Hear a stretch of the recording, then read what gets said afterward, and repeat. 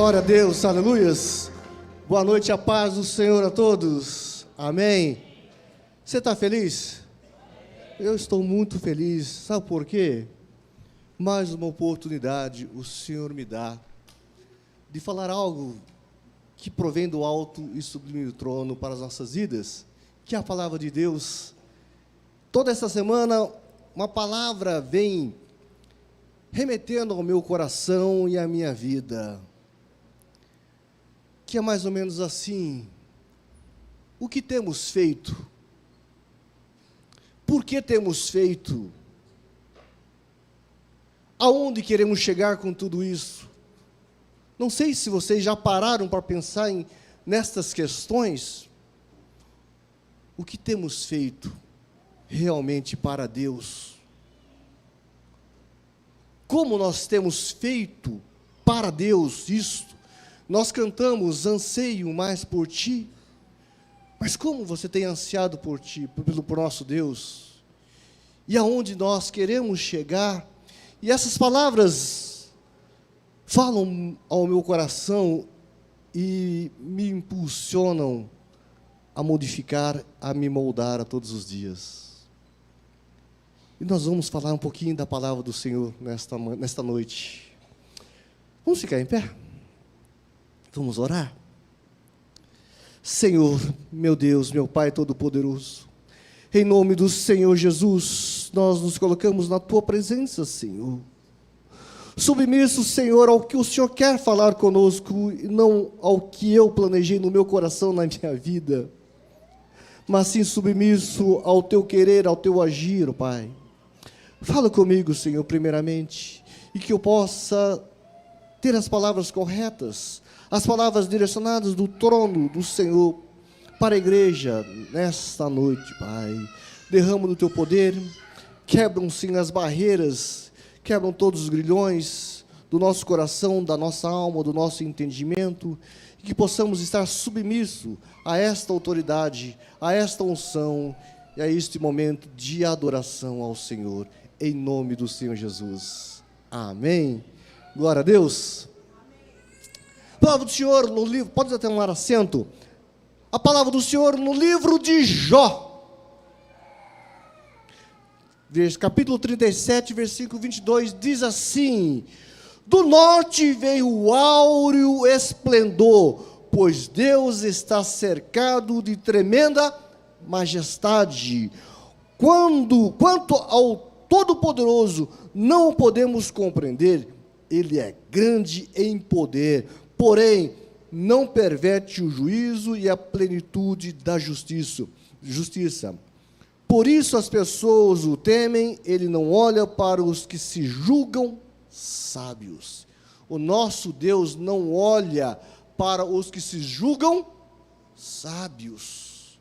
Nós precisamos ser mansos e humildes de coração, para viver em paz, para viver em união, para entender o que o Senhor deseja para os nossos corações, para ter um caminhar em santidade.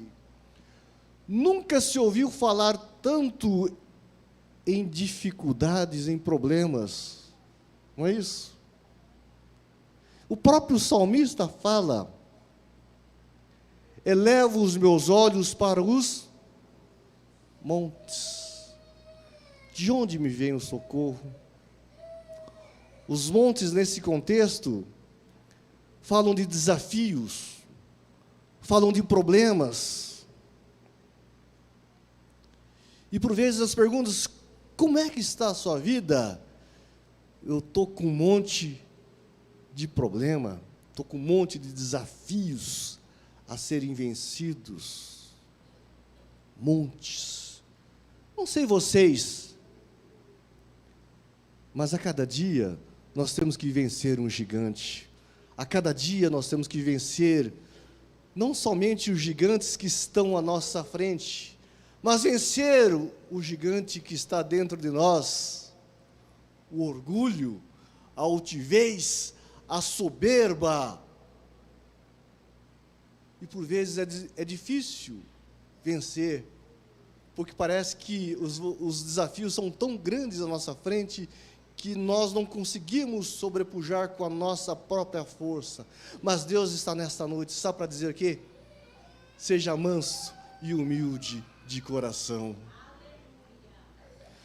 O capítulo 38 de Jó, versículo 4, fala da soberania de Deus.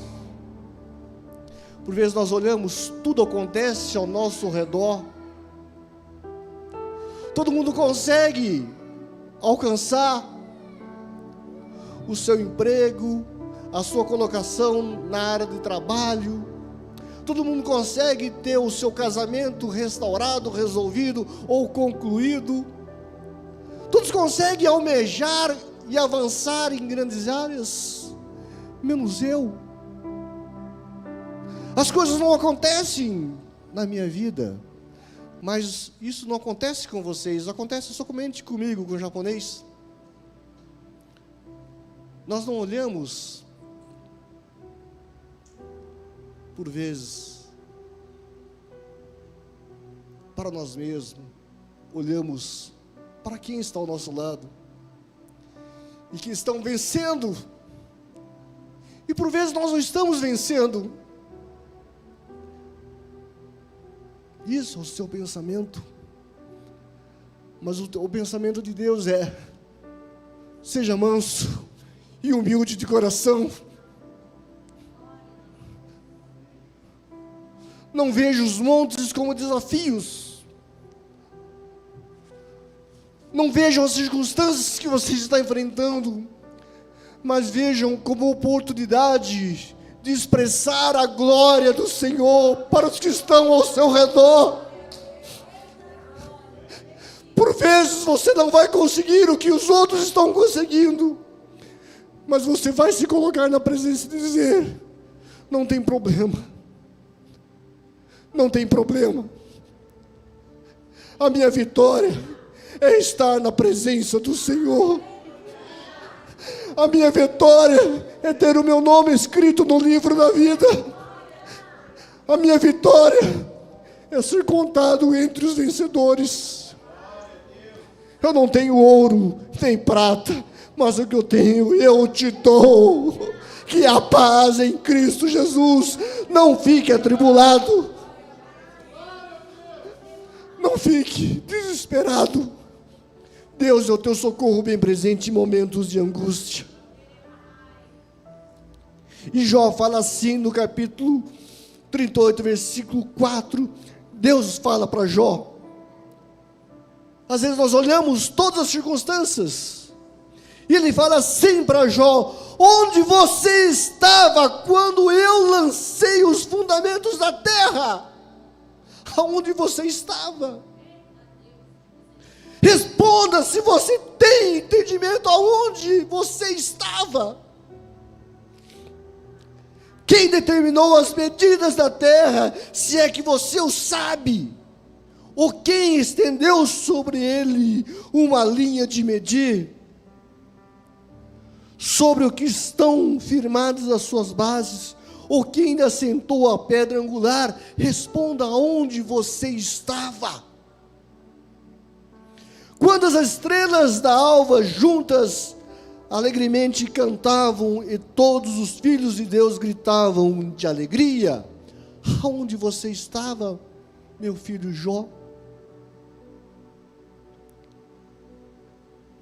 Por vezes nós não sabemos responder esses questionamentos, porque nós pensamos somente no que eu quero diante de Deus, e não no que Deus tem preparado para as nossas vidas. Isso significa a soberania de Deus, o poder de Deus sobre as nossas vidas. É Ele que determinou todas as coisas, é Ele que fez todas as coisas nesta terra. Isso só foi a introdução.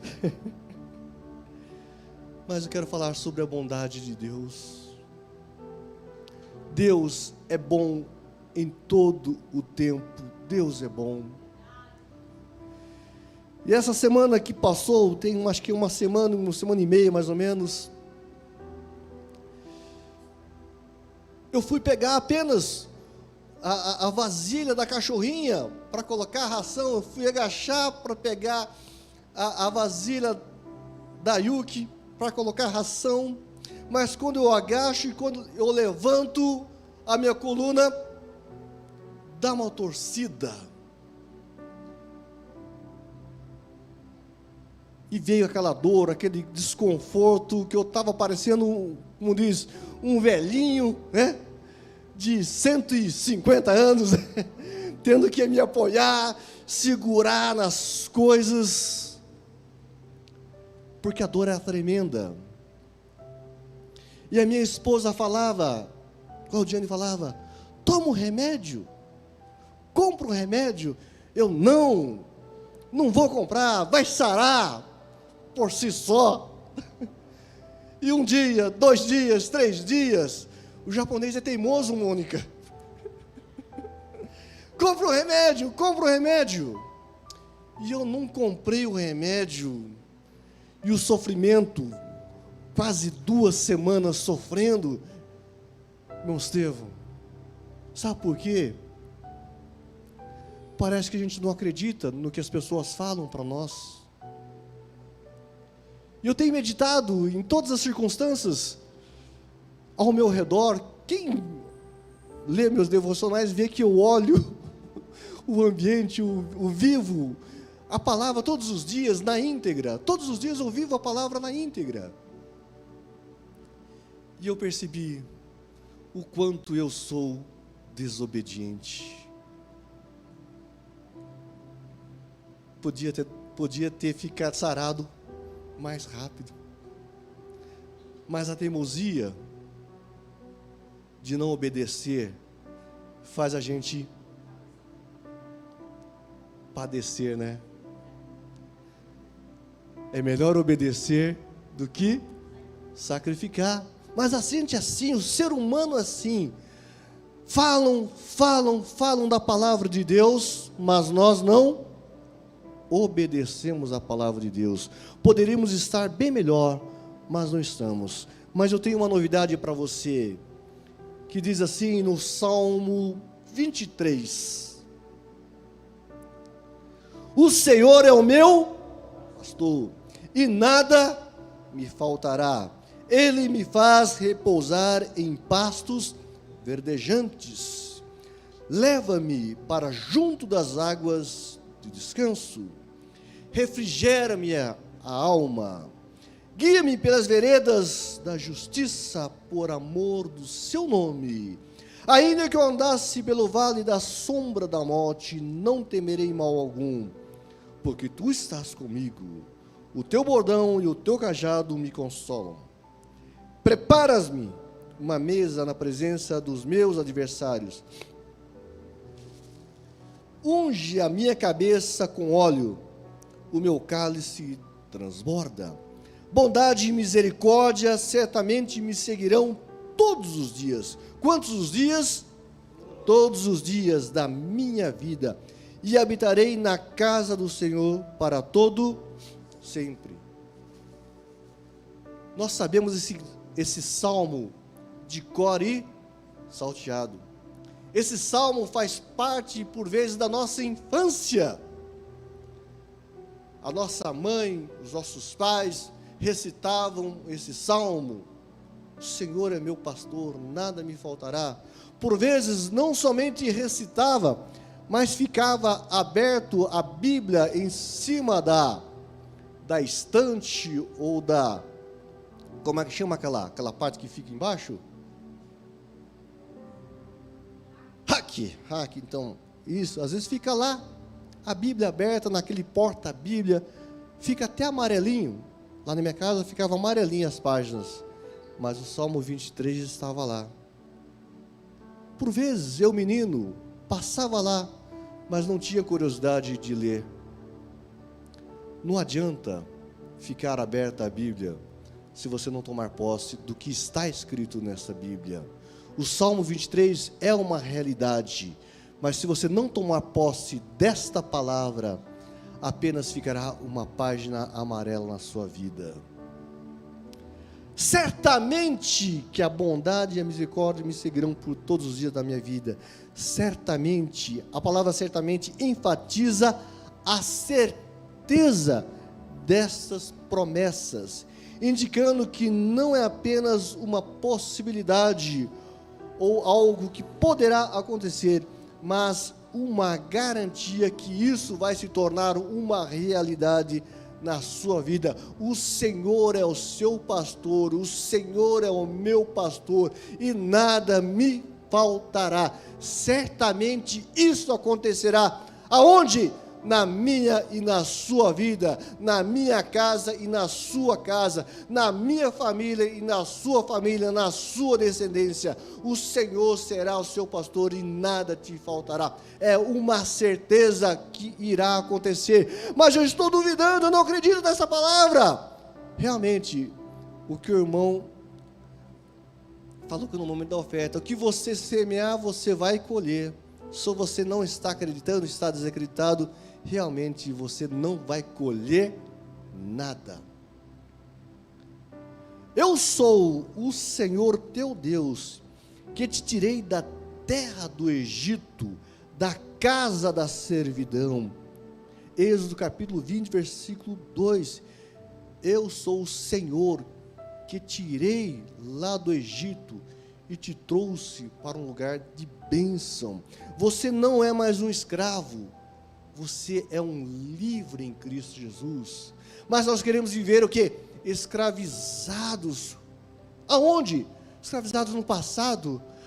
Porque a minha família, porque eu não tive oportunidade, porque eu nasci numa família pobre de maré desci, porque ninguém me falou, porque ninguém me avisou, porque ninguém me incentivou. Meus amados, a palavra de ordem já foi dada para a sua vida. Diga ao povo que marchem, diga ao povo que ande, diga ao povo que se levante e olhe para o alto, caminhe firme diante dele. A palavra de bênção, a palavra de ordem já foi declarada. Diga: alegrai-vos no Senhor, alegrai-vos no Senhor. Ele te diz: alegrai-vos no Senhor, tenha esperança no Senhor. Não esteja pautado no que os homens estão te dizendo, que você não é nada, você não é um vencedor. Diga assim: eu sou um vencedor em Cristo Jesus. Não importa o que o mundo tem pregado, eu não tenho assistido nenhum tipo de jornal, nenhum tipo de propaganda de televisão, não tenho assistido nada. As pessoas falam por vezes aí ao meu redor, mas eu falo comigo mesmo: eu sou mais do que vencedor em Cristo Jesus. O mundo pode estar abalando, o mundo pode estar caindo, mas eu sei para onde eu vou para os céus de glória. Não fique constrangido quando as pessoas falarem e você falar assim: eu sei para onde eu vou, para os céus de glória, como um vencedor. Glória a Deus. Pare de dizer que não vai conseguir. Pare de dizer: já deu tudo certo na sua vida. Pare de dizer: eu não posso, eu não tenho estudo. Meus amados, a internet está aí para você estudar. Não é para ficar no Facebook, não é para ficar no Instagram, não é para ficar no TikTok, não é para ficar nas mídias, redes sociais, é para você obter o conhecimento. O meu povo perece por falta de conhecimento. Vocês estão padecendo porque não estão obedecendo e tendo conhecimento. Bondade! Então, vocês têm que acreditar e ter uma certeza. Vocês têm uma certeza? Vocês estão convictos do seu chamado e da onde querem chegar? Bondade, o que é bondade? A palavra bondade refere-se à bondade e benevolência de Deus para com o seu povo. É a empatia, você tem que se importar. Deus se importa com você. Deus se importa com você. Ele não desiste de você. Ele se importa com você. Ele compreende o seu caminhar. Nunca vi um tão grande assim. Ele se importa com você. Eu escrevi esse trechinho desse louvor aí. Eu queria ter uma voz boa para cantar, mas eu não tenho. Mas ele diz assim: Ele não desistiu de você. Ele se importa com você. Ele conhece o seu caminhar. Nunca vi um amor tão grande assim. Bondade e vitórias para a sua vida. Ó, provai e vede que o Senhor é bom. Bem-aventurado o homem que nele se refugia.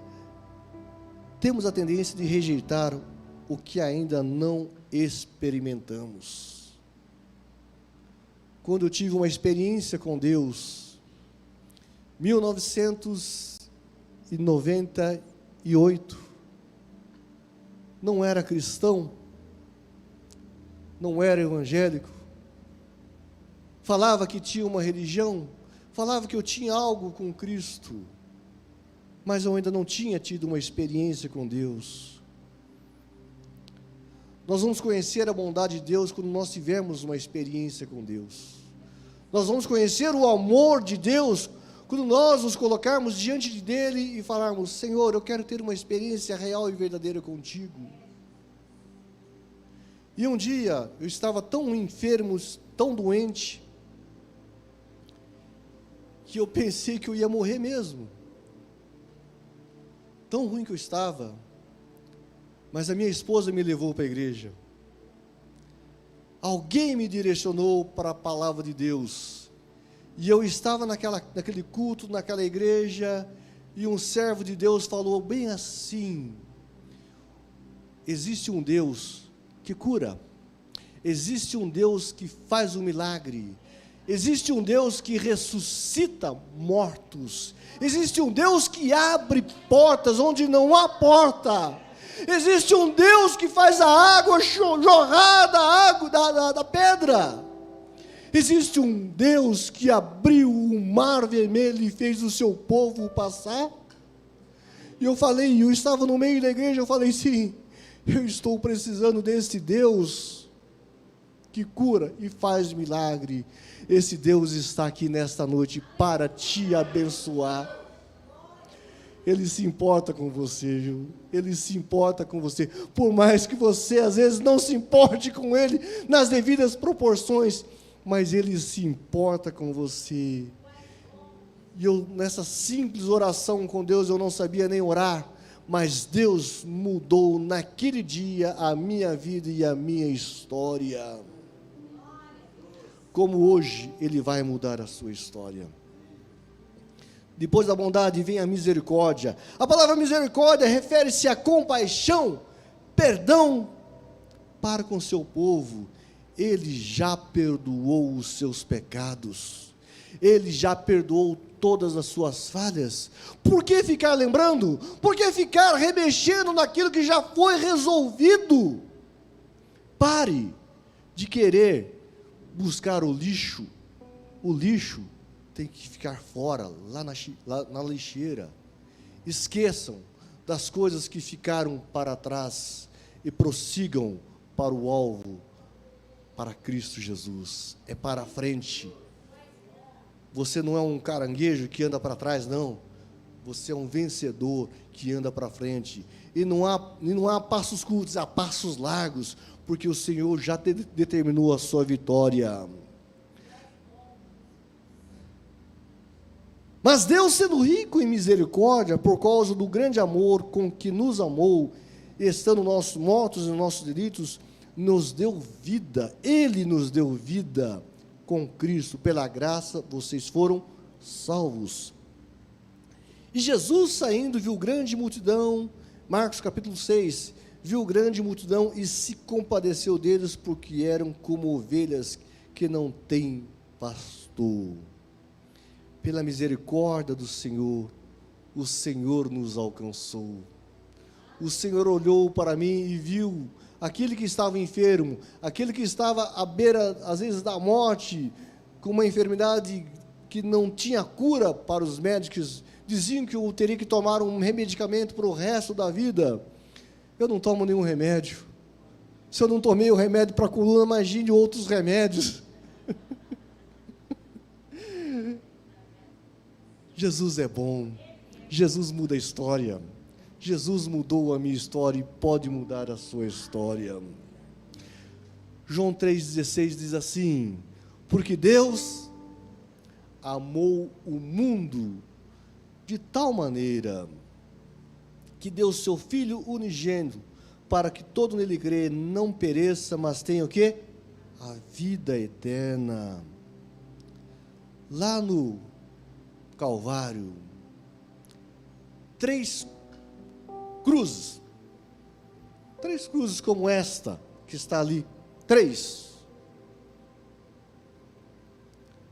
Aonde você estava naquela cruz? Naquelas 3 cruzes. Você já parou para pensar nisso? Aonde é que você estava, pastor Jean? Naquelas 3 cruzes. Onde é que você estava, Claudiane? Aquela cruz é para nós. Eu estou ali no centro, porque Jesus pagou um alto preço por mim e por vocês. Isso é bondade e misericórdia para as nossas vidas. Quando olho para a cruz, eu vejo a bondade, a misericórdia, o amor de Deus. Nós não éramos aqueles 2 ladrões que estavam ao lado dele, à direita e à esquerda. Eu estava ali no meio, juntamente com vocês, através de Cristo Jesus. E isso simboliza a bondade e a misericórdia de Deus para conosco. Ele não desiste de você.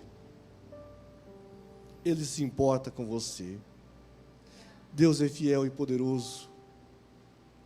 Não se esqueça desse Salmo 23. Lembre-se sempre que Ele não é somente o seu pastor e o bom pastor, que nada lhe faltará. Todas essas promessas, todas essas bênçãos são reais e verdadeiras. Mas lembre-se que para que isso aconteça, você tem que acreditar na bondade e a misericórdia deste que te salvou. E salvou a minha casa e salvou a minha família.